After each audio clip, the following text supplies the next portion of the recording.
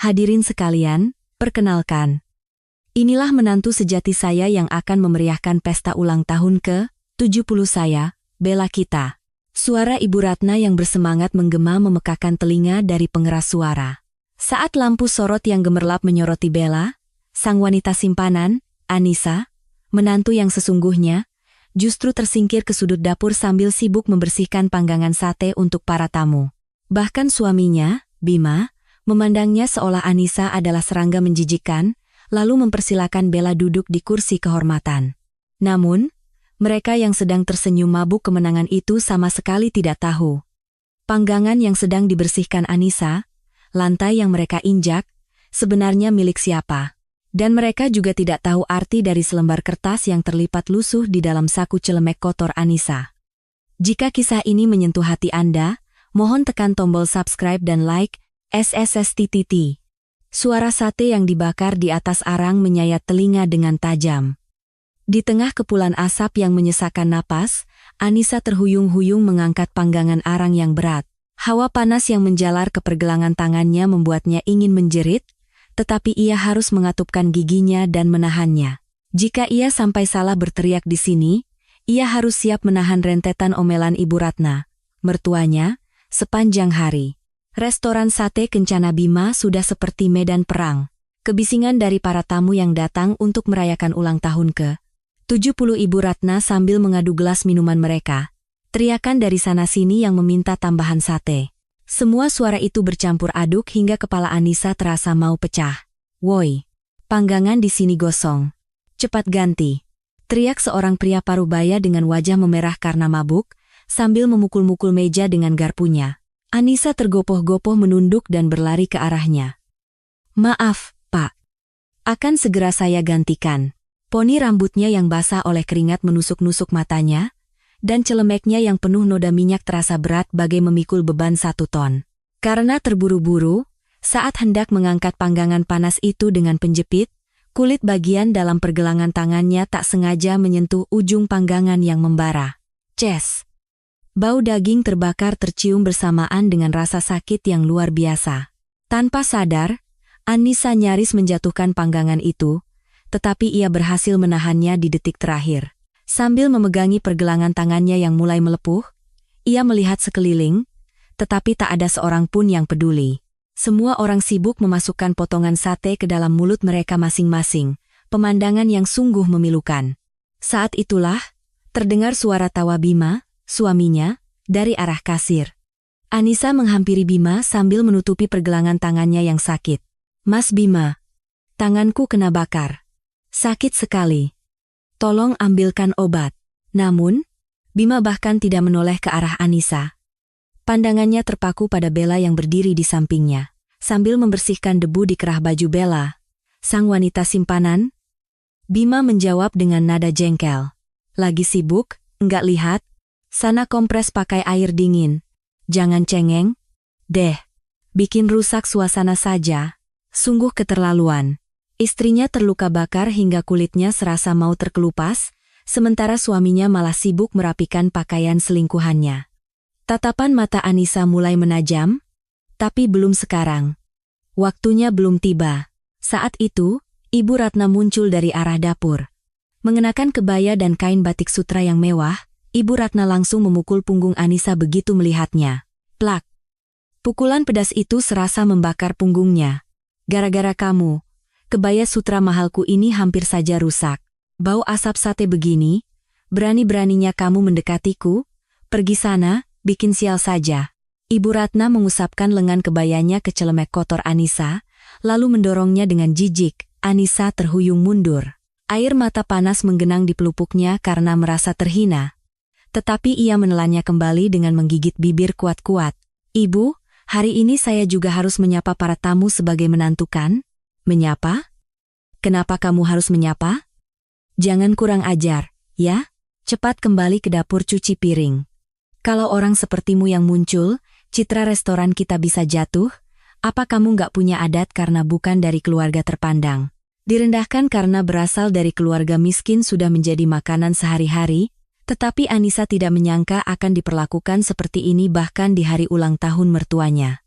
Suara keras Ibu Ratna membuat para tamu di sekitar mulai berbisik-bisik. Loh, itu menantunya? Kok penampilannya begitu? Aku kira dia cuma pelayan di sini. Kasihan sekali, di hari ulang tahun mertuanya malah disuruh kerja rodi begitu. Sindiran bernada kasihan itu menusuk hati Anissa seperti anak panah. Tiba-tiba, pintu utama restoran terbuka lebar, dan terdengar suara sepatu hak tinggi yang renyah. Di tengah hiruk-pikuk suara panggangan sate, suara itu terdengar begitu jelas. Pemiliknya adalah Bella. Begitu Bella masuk dengan balutan busana mewah dari ujung rambut hingga ujung kaki, semua mata di restoran tertuju padanya. Di tangannya, ada sebuah kotak belanja dari butik ternama berisi tas mewah yang begitu diidam-idamkan oleh Ibu Ratna. Selamat ulang tahun, Ibu. Maaf saya terlambat, agak susah mencari barang ini. Saat Bella menyerahkan kotak itu dengan suara manja, senyum Ibu Ratna mereka hingga ke telinga. Aduh, Bella sayangku sudah datang. Ya ampun, ini kan tas yang Ibu inginkan? Memang cuma Bella yang terbaik, menantuku ya cuma kamu seorang. Ibu Ratna memeluk Bella, dan menepuk-nepuk punggungnya dengan sayang. Posisi Anissa seolah ditelan kegelapan, sementara lampu sorot yang gemerlap hanya menerangi Bella seorang. Melihat pemandangan menjijikan di mana posisi menantu diperjualbelikan dengan uang, Anissa nyaris muntah tetapi berhasil menahannya. Hadirin sekalian, mohon perhatiannya. Ibu Ratna mengambil mikrofon dan naik ke atas panggung kecil. Terdengar suara melengking dari pengeras suara, tetapi Ibu Ratna tidak peduli dan terus meninggikan suaranya. Hari ini, saya akan memperkenalkan calon menantu sejati yang akan memeriahkan ulang tahun saya. Dia adalah pembawa berkah bagi restoran kita, Bella. Silakan naik ke panggung. Tepuk tangan riuh membahana. Anissa hanya bisa menatap pemandangan itu dengan hampa. Menantu sejati? Pembawa berkah? Lalu, aku ini apa? Selama 5 tahun aku merangkak di lantai restoran ini, bekerja keras, dan pada akhirnya hanya dianggap sebagai pelayan bau asap sate. Saat Anissa mencoba melangkah mendekati meja keluarga, Bima berlari menghalanginya. Kemudian, dengan kakinya, ia menendang kursi yang hendak diduduki Anissa. Suara kursi yang terseret di lantai menggores hati Anissa dengan tajam. Kamu ini nggak punya mata, ya? Ini meja VVIP, tempat duduk Bella. Kamu kembali saja ke dapur. Potong daging lagi sana. Sadar posisi. Bima mempersilakan Bella duduk di kursi itu sambil tersenyum lebar. Bella duduk dengan anggun menyilangkan kakinya, seolah ia adalah seorang ratu, lalu menatap Anissa. Kemudian, dengan isyarat tangan, ia memanggil Anissa. Ketika Anissa mendekat, Bella berbisik di telinganya. Mbak, sadar posisi, dong. Restoran ini sebentar lagi akan ganti nama jadi nama saya. Ibu sudah janji. Jadi, tolong berhenti mengemis perhatian dan pergilah. Bau asapmu mengganggu. Mendengar kata-kata itu, sesuatu di dalam kepala Anissa seolah putus. Air mata yang tadi menggenang kini mengering. Tak ada lagi rasa sedih atau terhina. Yang ada hanyalah amarah dingin yang merayap dari lubuk hatinya. Anissa berbalik tanpa berkata apa-apa. Dari belakang, terdengar suara tawa Ibu Ratna, Bima, dan Bella. Mereka bersulang dan tertawa seolah-olah mereka adalah orang paling bahagia di dunia. Tertawalah sepuasnya.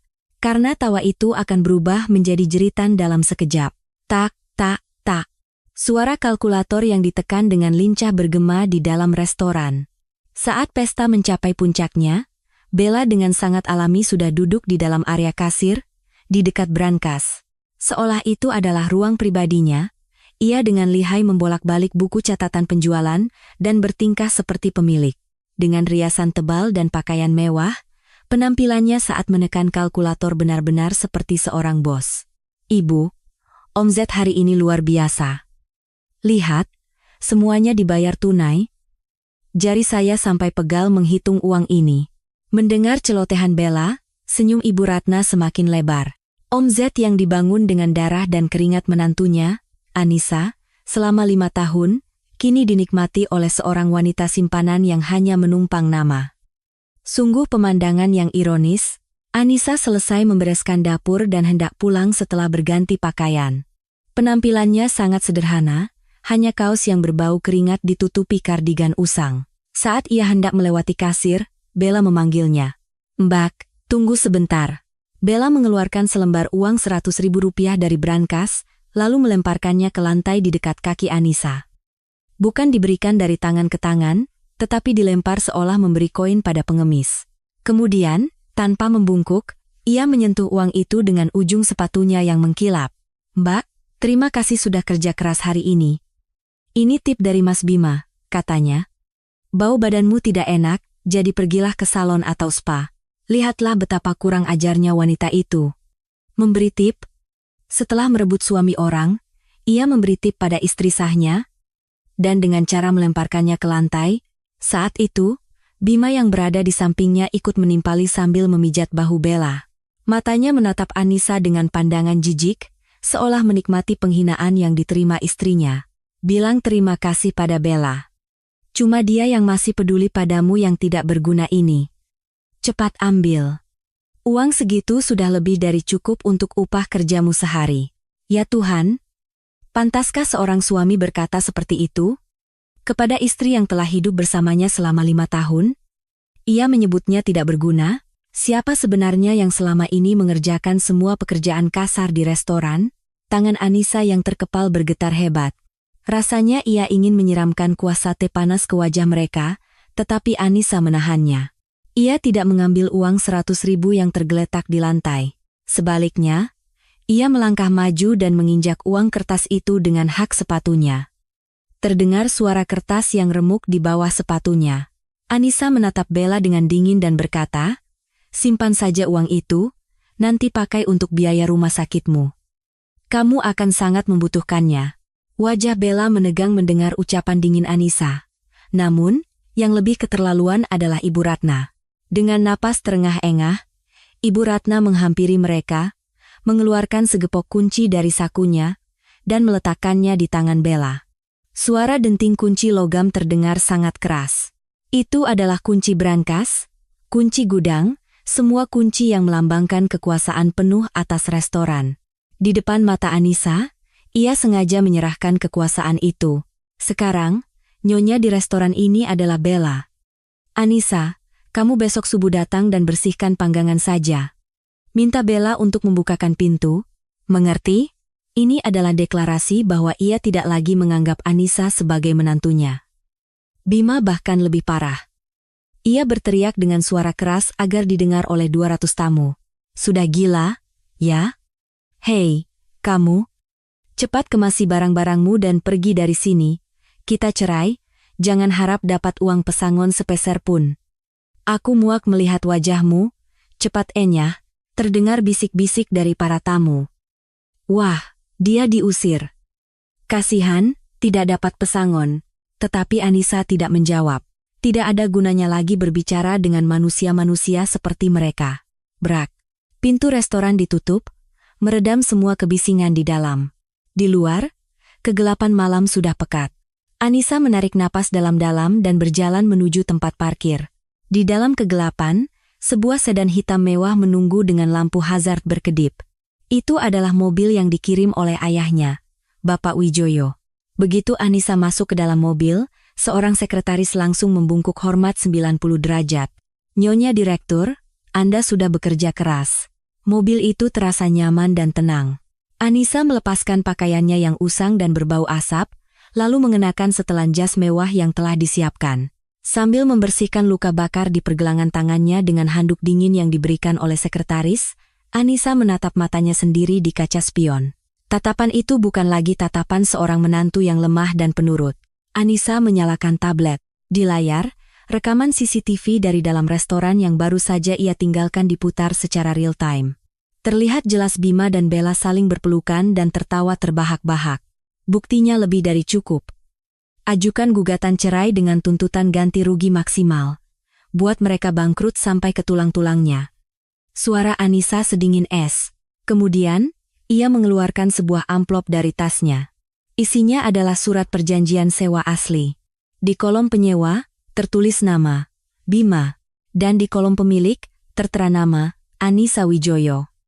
Anissa mengambil pulpen merah dan menggarisbawahi klausul khusus di bagian bawah kontrak.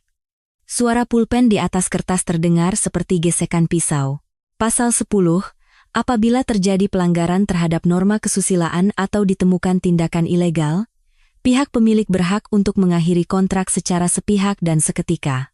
Pukul 5 pagi, sebelum fajar menyingsing, Anissa yang tidak bisa tidur mengirim pesan kepada pengacaranya. Datangi restoran besok saat jam makan siang dimulai. Kita harus mempermalukan mereka di saat paling ramai agar mereka sadar.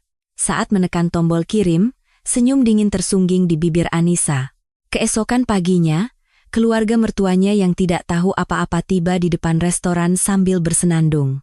Bima dan Ibu Ratna dengan gembira membicarakan reservasi makan siang yang sudah penuh, sama sekali tidak menyadari bencana yang akan menimpa mereka. Pintu besi restoran terbuka dengan suara yang lebih keras dari biasanya, seperti suara pisau guillotine yang diangkat. Ya, waktu untuk hari terakhir bisnis mereka telah dimulai. Kring, kring. Sejak pagi, ponsel Anissa berdering tanpa henti. Peneleponnya sudah pasti ibu mertuanya. Jelas saja mereka panik karena tidak ada yang menyiapkan restoran untuk jam makan siang. Anissa tidak mengangkatnya dan membiarkannya berdering. Kemudian, sebuah pesan suara masuk. "Hei, kamu di mana? Jam berapa ini kamu belum juga datang kerja? Kalau kamu tidak ada, siapa yang melayani tamu? Cepat datang ke sini. Kalau bisnis makan siang hari ini hancur gara-gara kamu, aku akan menuntutmu ganti rugi. Dasar tidak punya sopan santun." Suara Ibu Ratna yang terdengar dari speaker penuh dengan amarah. Setelah menghina dan mengusirnya kemarin, pagi ini mereka dengan seenaknya menyuruhnya datang bekerja, seolah tidak terjadi apa-apa. Sungguh manusia-manusia yang tidak tahu malu. Ting! Notifikasi pesan teks berbunyi. Dari Bima, suaminya. Anissa tertawa sinis saat membaca pesan itu. Terlampir sebuah foto. Surat persetujuan cerai.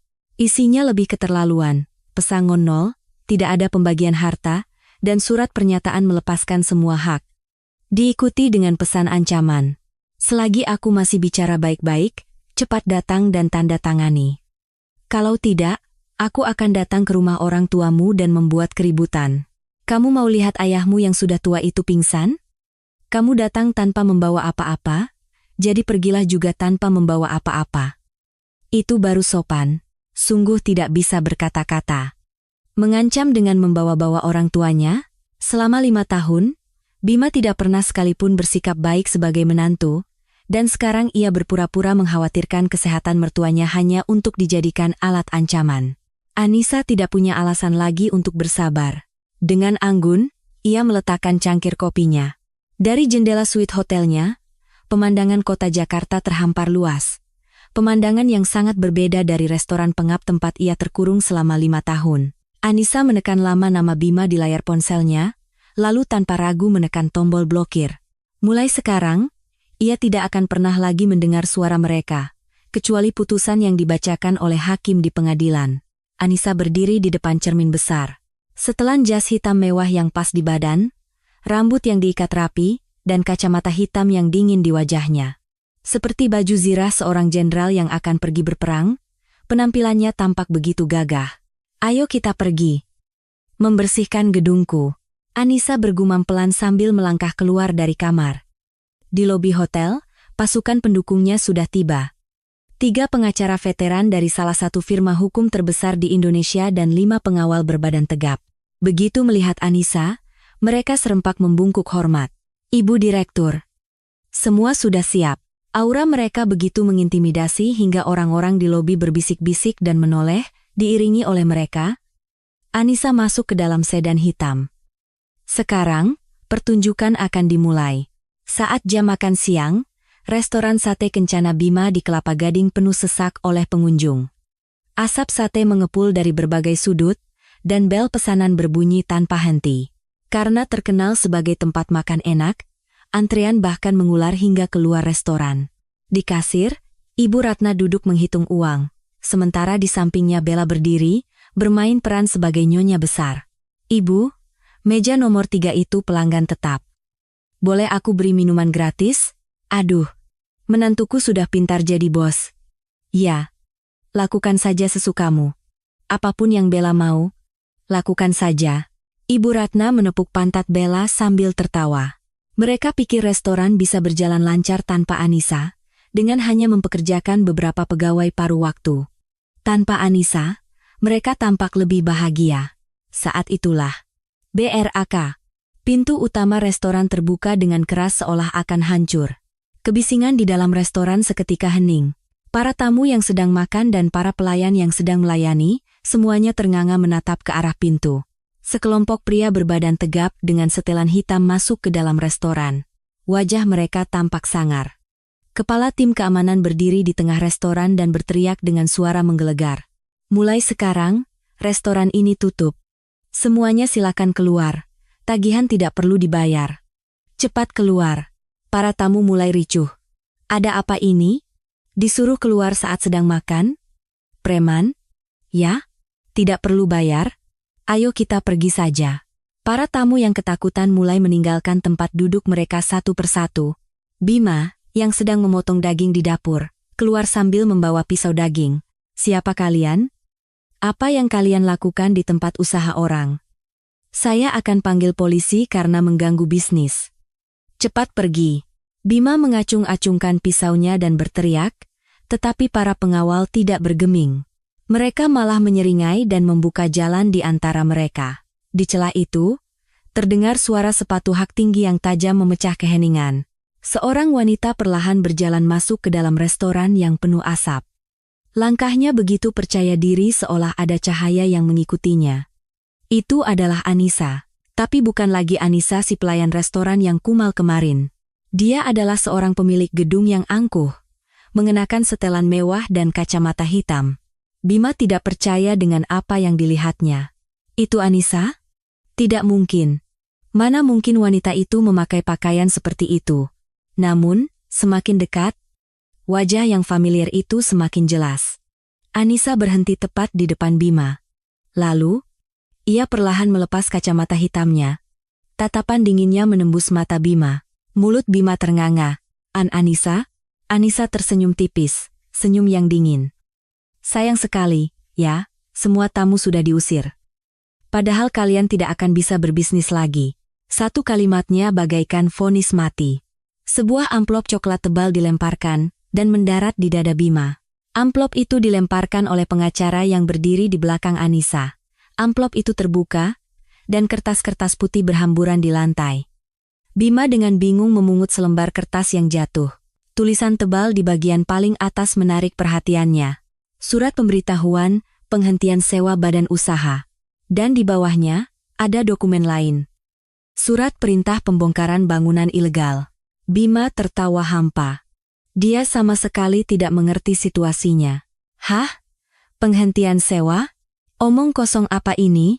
Kalian ini komplotan penipu? Ya? Pemilik gedung kami sedang di Amerika. Aku memang belum pernah bertemu langsung, tapi semua kontrak sudah diurus lewat perwakilannya. Beraninya kalian menipu di sini? Bima meremas kertas itu dan hendak melemparkannya kembali ke wajah pengacara. Saat itulah, pengacara mengeluarkan selembar dokumen lain dari sakunya dan menunjukkannya tepat di depan wajah Bima. Sertifikat hak milik. Kalau Anda punya mata, lihat baik-baik. Nama pemilik yang tertera di sini. Pandangan Bima mengikuti dokumen itu.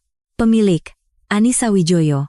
Dan di sampingnya, tertera nomor KTP. Nomor yang sangat ia kenal, nomor KTP Anissa, istrinya yang telah hidup bersamanya selama 5 tahun. Apakah Anda bahkan tidak tahu nomor KTP istri Anda sendiri? Pemilik gedung ini, Nyonya Anissa Wijoyo, adalah istri sah Anda. Gedung ini sudah menjadi miliknya sejak 3 tahun yang lalu.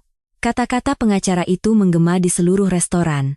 Seketika, bola mata Bima bergetar hebat seolah terjadi gempa bumi.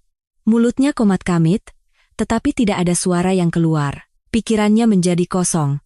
Anissa, kamu pemilik gedung ini? Gedebuk. Terdengar suara keras dari arah kasir. Ibu Ratna menjerit dan jatuh terduduk.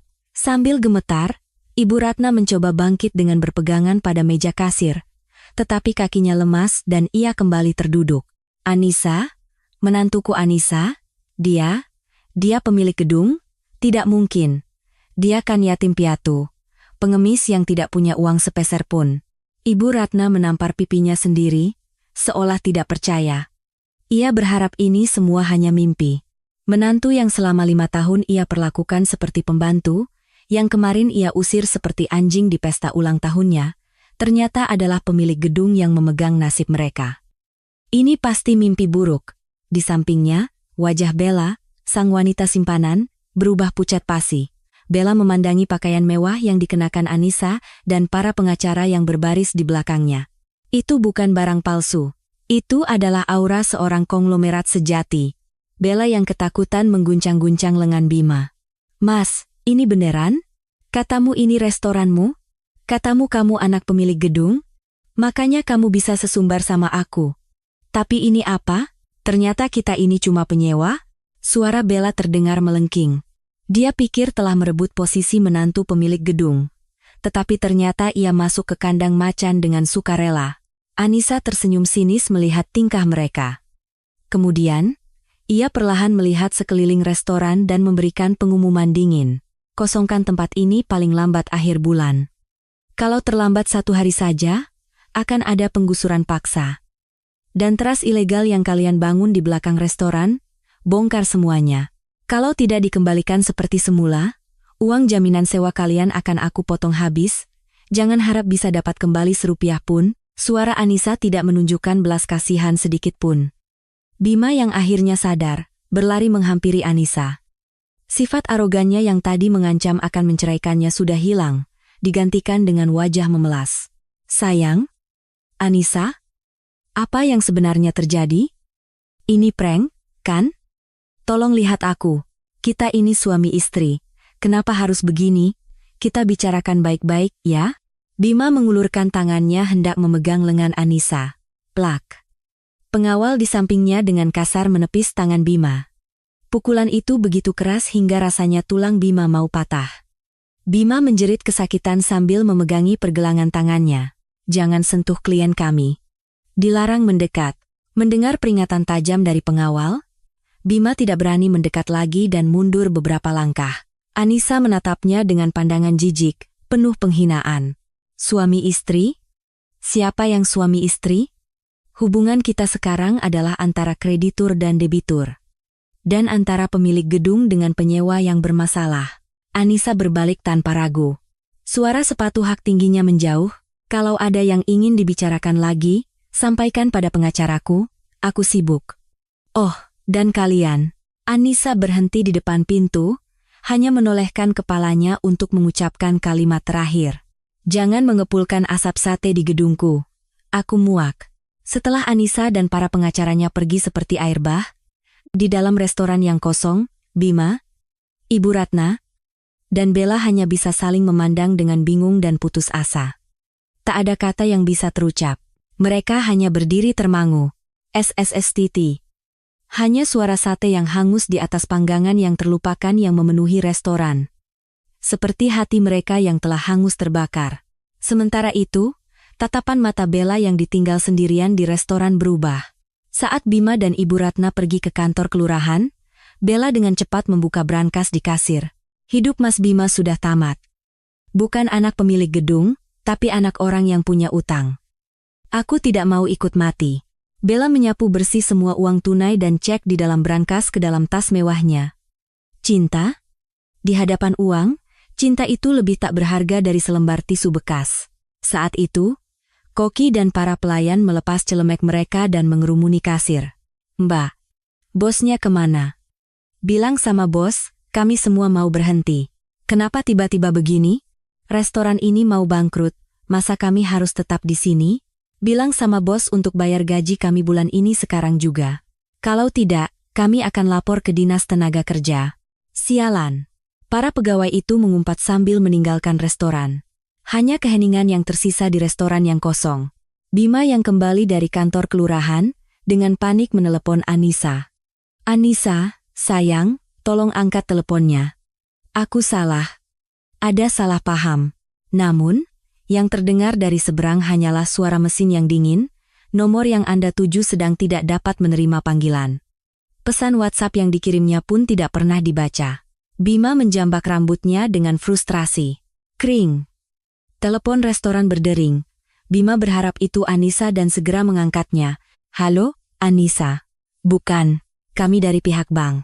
Dengan Bapak Bima? Iya, ada apa? Kami ingin memberitahukan bahwa kami telah menerima surat keputusan penyitaan dari pengadilan. Atas permintaan dari kreditur, Ibu Anissa Wijoyo, mulai hari ini rekening perusahaan Anda dibekukan seluruhnya. Pembayaran tagihan juga diblokir. Apa? Dibekukan? Besok saya harus membayar tagihan daging. Maaf, ini adalah prosedur hukum. Kami tidak bisa berbuat apa-apa. Tut. Telepon ditutup. Bima termangu sambil memegang gagang telepon. Sumber keuangannya telah terputus. Tanpa uang tunai, ia tidak bisa membeli daging atau minuman. Bisnisnya sudah berakhir. Lebih parah lagi, pintu restoran terbuka dan kepala pengelola gedung masuk. Di tangannya ada stiker segel merah dan sebuah tas perkakas. Pak Bima, baguslah Anda di sini. Tunggakan iuran pengelolaan gedung sudah 3 bulan. Tahu kan? Tadinya saya mau beri kelonggaran, tapi pemilik gedung mengirim surat peringatan. Saya disuruh mengikuti aturan. Bisa-bisa saya ikut dipecat kalau melanggar. Pak, tolong beri waktu 1 hari saja. Tidak bisa. Ini perintah. Mulai besok, listrik dan air akan diputus. Kosongkan semua isi kulkas Anda. Semuanya akan membusuk. Kepala pengelola membuka kotak sekring dan tanpa ampun menurunkan saklarnya. Seketika, suara dengungan motor kulkas besar di restoran berhenti, kipas ventilasi juga mati, restoran itu langsung diselimuti kegelapan pekat. Di dalam kegelapan, terkurunglah Bima, Ibu Ratna, dan Bella yang memeluk tasnya di sudut. Terdengar suara tetesan darah dari daging yang mencair di dalam kulkas. Tetesan itu seolah menjadi suara harapan mereka yang luruh. Bima terduduk di lantai dan bergumam. Sekarang, benar-benar sudah berakhir. Tetapi ini belum berakhir. Balas dendam Anissa baru saja dimulai. Kegelapan menyelimuti restoran sate kencana Bima. Listrik diputus, membuatnya gelap gulita. Bima dan Ibu Ratna tertidur kelelahan di sebuah ruangan kecil di sudut restoran. Namun, satu orang tidak tidur. Bella, terdengar suara resleting tas yang dibuka pelan di tengah keheningan. Bella menyandang tas mewahnya, yang telah ia isi dengan uang tunai hasil curian dari brankas siang tadi. Wajahnya yang tersorot cahaya ponsel tidak lagi menunjukkan sedikit pun cinta pada Bima. Hanya ada keserakahan dan penghinaan. Bella mengendap-endap menuju pintu belakang. Mau kemana kamu? Suara dingin dari belakangnya mengejutkan. Ibu Ratna, yang tidurnya tidak nyenyak, terbangun. Ia menyorotkan senter ponselnya ke arah Bella. Tas yang menggembung di bahu Bella dan gerak-geriknya yang seperti maling sudah cukup untuk menjelaskan situasinya. Tas apa itu? Kamu mau kabur membawa uangku? Teriak Ibu Ratna sambil menerjang. Karena sudah ketahuan, Bella tidak lagi berpura-pura. Ekspresinya berubah drastis, dan ia menyeringai pada Ibu Ratna. Minggir, nenek tua. Buat apa aku bertahan di rumah yang sudah bangkrut ini? Ini uang pesangon dan kompensasi atas penderitaan mentalku. Selama ini aku harus berpura-pura baik padamu, rasanya mau muntah. Apa? Nenek tua? Dasar pencuri.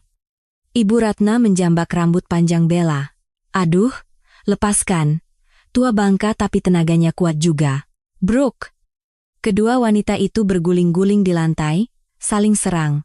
Kursi terguling dan perabotan pecah berantakan. Ibu Ratna berusaha merebut tas uang itu, sementara Bella meronta-ronta untuk melepaskan diri. Ibu? Bella? Kenapa kalian begini? Bima yang terbangun karena keributan itu, berlari keluar hanya dengan pakaian dalam. Ia terkejut melihat kedua wanita itu bergulingan di lantai. Secara naluriah, ia mendorong ibunya. Ibu, Bella bisa terluka. Apa yang ibu lakukan? Ibu Ratna yang didorong oleh anaknya, terbentur ke dinding dan jatuh terduduk. Sungguh anak durhaka. Bima membantu Bella berdiri dan bertanya dengan cemas. Bella, kamu tidak apa-apa? Ada yang luka? Pelaka. Sebuah tamparan keras mendarat di pipi Bima. Bella menamparnya sekuat tenaga. Bima memegangi pipinya yang panas dan menatap Bella dengan bingung. Bella, sadar, dong, dasar bodoh. Yang jadi masalah itu bukan aku terluka atau tidak, tapi keluargamu yang sudah bangkrut, anak pemilik gedung. Jangan mimpi, kamu itu cuma benalu, sadar diri. Bella memaki Bima dengan kata-kata kasar. Bima tidak percaya. Wanita yang baru saja bermanja-manja di pelukannya sambil berkata aku cuma punya Mas Bima, kini berubah menjadi iblis. Bella mengeluarkan segepok kertas kusut dari sakunya dan melemparkannya ke wajah Bima. Itu adalah surat gugatan ganti rugi sebagai wanita simpanan dan surat pemberitahuan penyitaan aset yang ia terima melalui kurir siang tadi. Gara-gara kamu, aku ikut dituntut. Istrimu menuntutku ganti rugi 500 juta. Kartu kredit dan rekening pribadiku juga diblokir. Kamu mau tanggung jawab atas hidupku? Dengan kemampuan apa? Kertas-kertas itu mengenai wajah Bima dan jatuh ke lantai. Bima tidak bisa berkata apa-apa. Tanpa kemampuan dan uang, tidak ada alasan bagi Bella untuk tetap bersamanya. Kenapa diam? Bella menendang tulang kering Bima dengan hak sepatunya. Bima menjerit kesakitan dan jatuh terduduk. Menggunakan kesempatan itu, Bella mengambil tas berisi uang tunai dan lari keluar dari restoran. Terdengar suara taksi yang dipanggil dari kejauhan, lalu suara mobil yang menjauh. Bella telah kabur membawa sisa harta dan harga diri Bima.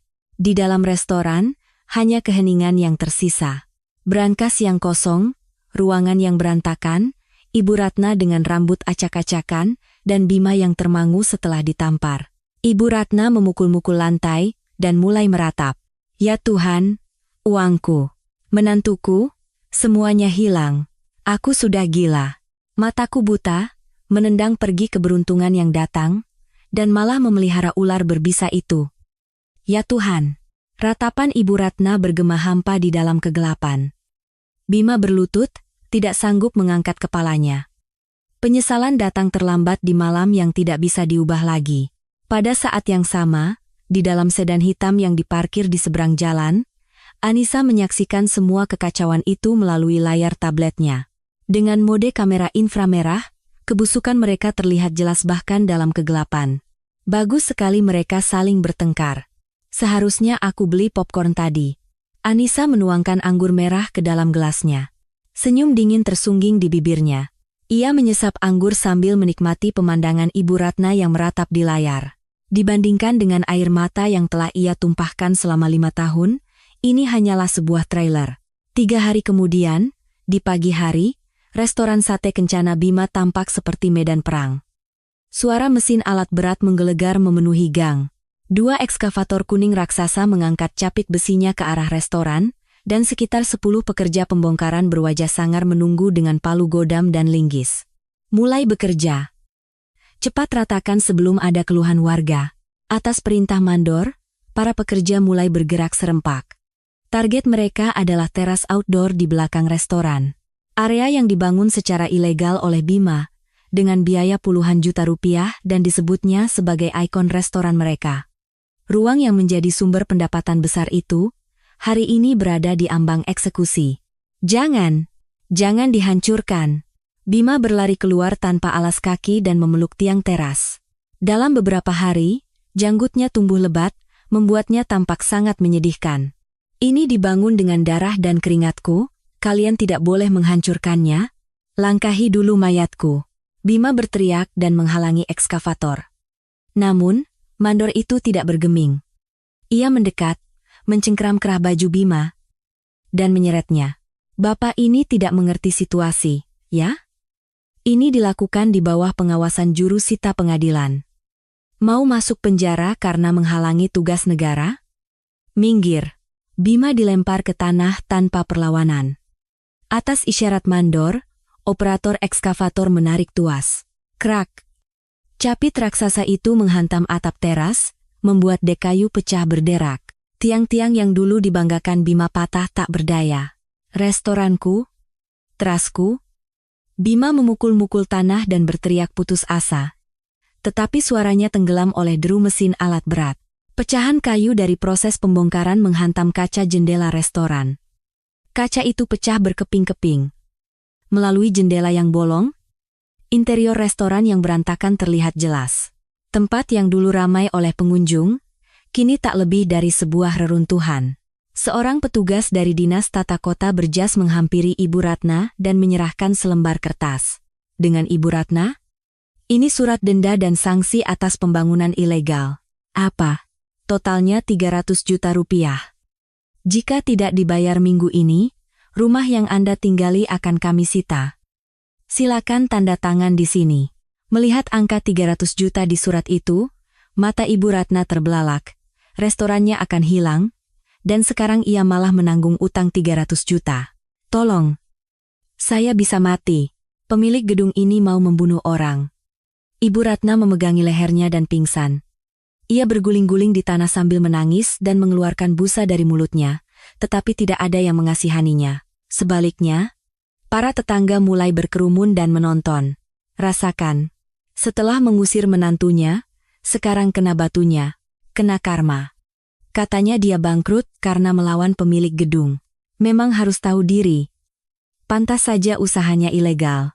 Bisikan dan cemoohan orang-orang menusuk hati Bima dan Ibu Ratna seperti pisau. Dalam waktu setengah hari, teras itu lenyap tanpa sisa. Yang ada hanyalah tumpukan puing kayu dan sampah. Angin yang meniupkan debu mengisi lahan kosong itu. Bima terduduk di tengah debu, menatap kosong. Di tangannya ada sepotong kayu yang patah. Era kejayaannya telah berakhir. Yang tersisa baginya hanyalah tumpukan utang dan kenyataan pahit. Mandor pembongkaran yang telah menyelesaikan pekerjaannya, melemparkan sebuah kartu nama kepada Bima. Biaya pembongkaran dan pembuangan limbah akan ditagihkan. Katanya pemilik gedung akan memotongnya dari uang jaminan sewa Anda. Truk-truk pergi, meninggalkan Bima dan ibunya di depan reruntuhan restoran. Bayangan mereka memanjang, matahari mulai terbenam, kegelapan pekat mulai menyelimuti hidup mereka, kehilangan tempat tinggal. Bima dan Ibu Ratna akhirnya berhasil menemukan alamat rumah orang tua Anissa. Sebuah rumah megah di Menteng, kawasan paling elit di Jakarta, dikelilingi oleh tembok tinggi. Keduanya duduk berjongkok di depan gerbang, menunggu Anissa tanpa henti. Mereka tidak mandi selama berhari-hari, penampilan mereka tak ubahnya gelandangan. Orang yang lewat sampai harus menutup hidung. Tiba-tiba, langit menjadi gelap, dan hujan deras turun disertai petir. Tanpa payung, keduanya meringkuk di bawah atap pos satpam, basah kuyup. Dingin yang menusuk tulang membuat Ibu Ratna gemetar dan memegangi lengan Bima. Bima. Ibu kedinginan. Ibu mau pulang. Sabar sedikit, Bu. Nanti kalau Anissa datang, kita harus memohon padanya. Kita harus mendapatkan kembali restoran kita. Suara Bima juga bergetar. Tetapi tidak ada rumah untuk kembali. Uang jaminan sewa usaha mereka pun dibekukan, membuat mereka terdampar di jalan. Malam harinya, sebuah sedan hitam mewah masuk dengan lampu menyala, membelah kegelapan. Itu adalah mobil Anissa. Itu Anissa. Bima melompat dan berlari ke tengah hujan. Ia menghalangi mobil dan memukul-mukul kap mesinnya dengan gila. Anissa. Sayang. Ini aku. Bima. Buka pintunya. Kumohon.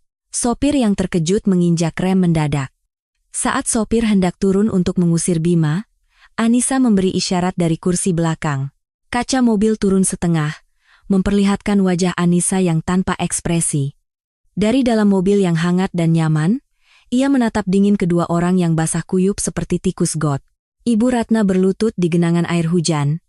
Air lumpur mengotori kebaya batiknya, tetapi ia tidak peduli. Ia mulai membenturkan kepalanya ke aspal sambil memohon.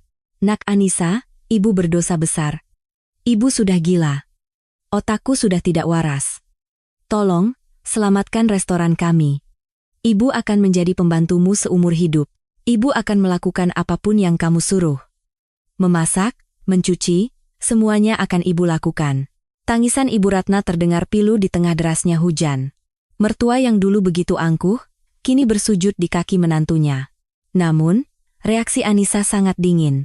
Ia tertawa sinis, saya tidak butuh pembantu. Di rumah saya sudah ada asisten rumah tangga yang jago masak. Lagi pula, masakan ibu kan tidak enak. Bau dan menjijikkan.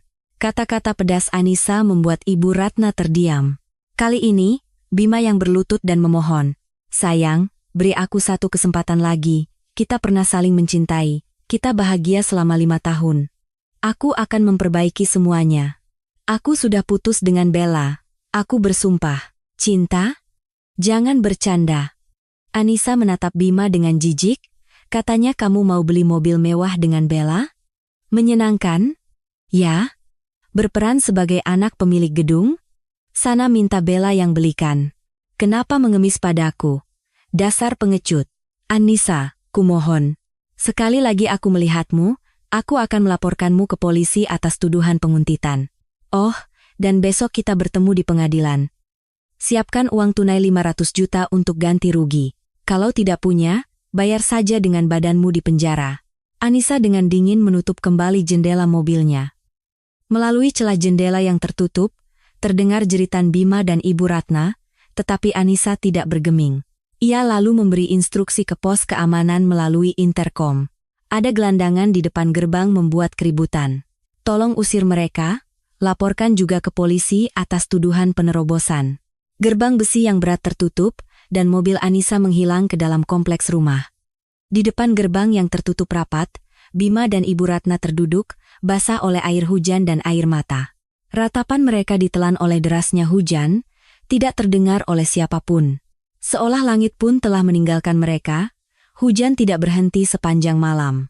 Pada hari sidang perceraian, suasana di koridor pengadilan terasa tegang. Dengan suara sepatu hak tingginya, Anissa muncul. Mengenakan setelan putih yang mempesona, ia tampak gagah seperti seorang jenderal yang menang perang. Sebaliknya, penampilan Bima yang duduk di kursi tergugat sangat menyedihkan, karena menjadi gelandangan selama beberapa hari, rambutnya lepek dan janggutnya lebat. Keangkuhannya sebagai bos telah lenyap, ia hanya menunduk seperti pesakitan. Sidang dimulai, dan pengacara Anissa menyerahkan setumpuk bukti. Yang mulia hakim, ini adalah bukti-bukti yang menunjukkan kesalahan tergugat. Di layar pengadilan, diputar rekaman CCTV restoran. Adegan Bima dan Bella berpelukan dan tertawa, adegan mereka mendorong dan menghina Anissa, semuanya ditampilkan dengan kualitas gambar yang tinggi. Dan pukulan telak terakhir. Rekaman suara makian Ibu Ratna diputar. Hei, perempuan sialan. Dari mana asalmu berani-beraninya menggoda anakku? Dasar tidak berguna. Makian yang keluar dari speaker membuat dahi hakim berkerut. Ibu Ratna yang duduk di bangku penonton, wajahnya memerah padam dan tidak berani mengangkat kepala. Tergugat, Bima, diwajibkan membayar ganti rugi sebesar 500 juta rupiah kepada penggugat, Anissa Wijoyo. Tuntutan pembagian harta Gonogini ditolak, perceraian ini disahkan. Begitu hakim membacakan putusan, Bima langsung terduduk lemas. Tuntutan ditolak. Saya juga bekerja di restoran itu selama 5 tahun. Protes Bima. Tetapi hakim tetap dingin. Selama masa pernikahan, tergugat telah melakukan perselingkuhan, dan kontribusi ekonominya juga tidak dapat dibuktikan. Sebaliknya, ada bukti jelas bahwa tergugat telah merugikan aset penggugat. Tok, tok, tok. Palu hakim diketuk, menandakan sidang telah berakhir. Namun, nasib buruk Bima tidak berhenti di situ. Pintu ruang sidang terbuka, dan 2 polisi berseragam masuk. Dengan Bapak Bima? Iya, ada apa? Anda kami tangkap atas tuduhan penggelapan dana perusahaan, penggelapan pajak, dan pemalsuan dokumen. Ditangkap?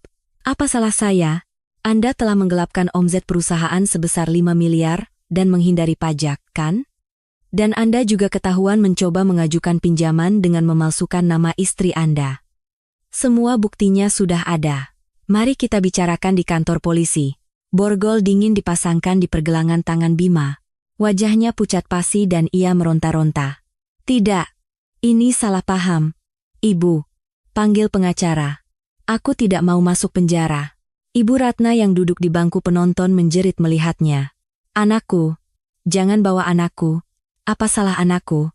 Ibu Ratna hendak menerjang polisi, tetapi ia memegangi lehernya dan pingsan. Ibu, ibu. Bima menangis, tetapi polisi tetap menyeretnya keluar. Ibu Ratna yang pingsan mengeluarkan busa dari mulutnya dan kejang-kejang. Petugas medis datang dengan tandu. Permisi, diduga pendarahan otak. Anissa menyaksikan semua kekacauan itu dengan dingin. Tidak ada rasa kasihan sedikit pun. Inilah hukum karma. Siapa menabur, dia yang menuai. Pada saat yang sama, semua aset Bima disita. Mobil impor yang biasa ia kendarai, setelan mewah yang ia kenakan, bahkan jam tangan di pergelangan tangannya disegel atau disita. Rekening bank Bima menjadi nol, dan pesan notifikasi bahwa ia masuk daftar hitam kredit terus berdatangan. Suara sirene mobil polisi memenuhi area parkir pengadilan. Bima didorong masuk ke kursi belakang mobil polisi. Dari jendela, ia melihat punggung Anissa yang menjauh, mengenakan setelan putih, berjalan di bawah sinar matahari. Ia tampak begitu bersinar dan bebas. Anissa. Sayang. Aku salah. Tolong selamatkan aku sekali ini saja, Anissa. Bima membenturkan kepalanya ke jendela dan menangis, tetapi mobil polisi melaju tanpa peduli. Bima menuju penjara, Ibu Ratna menuju rumah sakit, dan Anissa menuju kebebasan. Hubungan beracun selama 5 tahun akhirnya berakhir. 1 tahun kemudian, di kawasan Kelapa Gading, Jakarta, lokasi bekas restoran sate Kencana Bima telah lenyap tanpa jejak. Sebagai gantinya, berdiri sebuah bangunan modern dengan fasad kaca. Di papan nama, tertera tulisan SJ Gallery, kafe dengan gaya yang elegan. Di dalam kafe, alunan piano klasik yang lembut mengalir, dan aroma kopi yang harum memenuhi ruangan. Pemandangan damai yang sangat kontras dengan masa lalu yang penuh asap sate dan teriakan. Anissa sedang melakukan wawancara dengan wartawan majalah di ruang kerjanya di lantai 2. Ibu Anissa, apa rahasia kesuksesan Anda di usia muda? Anissa tersenyum santai dan menjawab. Mungkin karena saya belajar untuk lebih pandai menilai orang, membedakan mana yang palsu dan mana yang tulus, dan memiliki keberanian untuk melepaskan orang-orang yang tidak menghargai saya. Mungkin itulah rahasianya. Wow, sebuah kutipan yang luar biasa. Jadi, kekuasaan sejati dibuktikan bukan dengan uang, tetapi dengan kemampuan. Anissa mengangguk sambil menatap keluar jendela. Menantu yang tertindas 5 tahun lalu kini telah tiada. Ia adalah seorang CEO yang tangguh dan tuan atas hidupnya sendiri. Saat itu, sebuah sepeda motor pengantar barang yang usang berhenti di depan kafe. Hujan turun rintik-rintik, dan pengemudinya mengenakan jas hujan dan helm yang menutupi wajahnya. Ia menatap ke dalam kafe dengan hampa. Di balik jendela kaca, terlihat sosok Anissa yang sedang tertawa cerah. Pengemudi itu sedikit mengangkat kaca helmnya. Mata yang cekung, kulit yang kasar. Itu adalah Bima. Setelah keluar dari penjara karena kasus penipuan, ia menjadi mantan narapidana yang kesulitan mencari pekerjaan dan bertahan hidup dengan menjadi kurir ojek online. Bima membandingkan penampilan Anissa yang gemerlap dengan dirinya yang menyedihkan, lalu menghela napas panjang. Nasib. Dulu aku memang gila. Menendang pergi keberuntungan dan malah terjerumus ke dalam lumpur. Bima tidak berani masuk ke dalam kafe dan melarikan diri dengan memutar gas motornya. Penyesalan, secepat apapun datangnya, selalu terlambat. Sementara itu, di sebuah panti jompo sederhana di pinggiran kota, Ibu Ratna terbaring di ranjang dalam kondisi lumpuh separuh badan. Luka baring membuatnya kesakitan setiap kali bergerak, tetapi tidak ada satupun anggota keluarga yang menjenguknya. Saat itu, di televisi ruang perawatan, tayang siaran wawancara Anissa. Kita baru saja berbincang dengan CEO wanita sukses, Ibu Anissa Wijoyo. Melihat Anissa di TV, mata Ibu Ratna terbelalak. Dengan mulutnya yang lumpuh, ia mengeluarkan suara aneh sambil meneteskan air liur. Ugh! Ah! Menantuku, uangku. Ibu Ratna meracau sambil mencoba meraih televisi. Tetapi seorang perawat membentaknya dengan jengkel. Nek, bisa diam tidak? Pasien lain sedang tidur. Makan saja ini. Perawat itu meletakkan semangkuk bubur dingin dengan kasar dan pergi. Ibu Ratna menangis terseduh-seduh. Akhir hidup seorang mertua yang kejam ternyata begitu menyedihkan. Berita selanjutnya muncul di TV. Sindikat penipuan yang menargetkan para pengusaha kaya di Jakarta berhasil ditangkap. Di layar, terlihat seorang wanita mengenakan masker dan menunduk saat digiring ke kantor polisi. Tangannya diborgol. Itu adalah Bella. Setelah kabur dengan uang Bima, ia akhirnya tertangkap saat mencoba menipu pria lain. Anissa tersenyum sinis melihat berita itu. Rasakan. Mencoba hidup mudah, akhirnya malah jadi rumit. Malam itu, Anissa minum anggur bersama ayahnya, Bapak Wijoyo, di taman atap gedung. Pemandangan malam kota Jakarta berkelip seperti permata. Kamu sudah bekerja keras, putriku. 5 tahun ini kamu banyak menderita. Lupakan semuanya dan hiduplah untuk dirimu sendiri. Ayah akan selalu ada di belakangmu. Kata-kata hangat ayahnya membuat mata Anissa berkaca-kaca. Terima kasih, Ayah. Aku sekarang benar-benar bahagia. Aku bersyukur menjadi putri ayah. Anissa menatap langit malam dan menarik napas dalam-dalam. Udara dingin terasa menyegarkan. Kehidupan pernikahan yang seperti neraka dan luka pengkhianatan kini telah menjadi masa lalu. Balas dendam telah usai, dan di hadapannya terbentang jalan yang penuh bunga. Anissa mengedipkan mata ke arah kamera, seolah mengirimkan pesan kepada Anda yang mendengarkan cerita ini. Teman-teman, jangan pernah menahan diri. Jika Anda merasa dirugikan, balaslah. Jika tidak, tinggalkan saja. Menghargai dan mencintai diri sendiri adalah balas dendam terbaik. Karena hidup ini adalah pertarungan yang nyata. Layar perlahan meredup diiringi musik yang membangkitkan semangat dan harapan. Semoga senyum kemenangan Anissa membekas lama di hati Anda. Bagaimana cerita Anissa hari ini? Membayangkan air mata yang ia tumpahkan dan amarah yang ia telan selama 5 tahun, saya pun merasa sesak saat menuliskannya. Luka yang diterima dari keluarga terdekat adalah luka yang paling dalam dan menyakitkan. Namun, Anissa tidak hancur. Ia bangkit dari lukanya dan menunjukkan kepada kita cara terbaik untuk melindungi diri sendiri. Apakah saat ini Anda sedang mengalami masa sulit karena seseorang? Jika ya, ingatlah kisah Anissa hari ini. Bertahan bukanlah satu-satunya pilihan. Anda perlu memiliki keberanian untuk menarik garis batas yang tegas terhadap orang-orang yang merendahkan Anda dan melindungi nilai diri Anda. Karena hidup Anda lebih berharga dan bersinar dari siapapun. Jika balas dendam Anissa yang memuaskan ini telah melegakan hati Anda, dan jika Anda ingin mendukung musim semi baru dalam hidupnya, silakan tekan tombol subscribe dan like. Setiap like dari Anda akan menjadi secercah sinar matahari musim semi yang hangat, yang dapat mencairkan musim dingin seseorang yang sepi. Saya akan kembali dengan kisah-kisah kehidupan kita yang menyentuh hati dan melegakan. Terima kasih telah meluangkan waktu berharga Anda hari ini. Semoga Anda selalu sehat dan bahagia.